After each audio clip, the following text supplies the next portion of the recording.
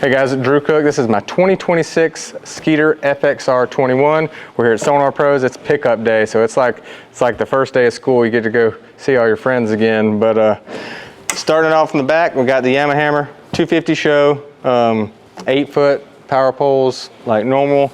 The SonarPros power pole light. That way you're not fumbling with this back here, especially first thing in the morning. You get to your first spot, catch a fish. You've got to take the pole out and you got to go around it. But in the back, we're full of Powerhouse Lithium batteries. I got three 36-volt trolling motor batteries. I have a 16-volt for good power up front in my graphs, and a 12-volt crank battery, and DC chargers, so they're charging while the motor's running, and I'm really excited about that. I'm not gonna run out of any battery this year.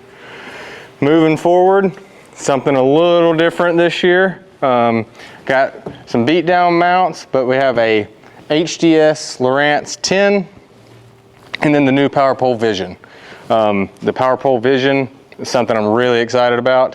I believe the opportunities are endless with it, but just being able to go through all the apps that Google Earth, Navionics, LakeMaster, it's kind of having everything at one place that you can use for anything. But moving forward, we got the SonarPros deck light kit here. Up to the front, we have a Power Pole Move trolling motor. I have a 12-inch Helix, a 9-inch Lowrance, and then a 12-inch Garmin for Livescope. This is going to be a pretty clean setup.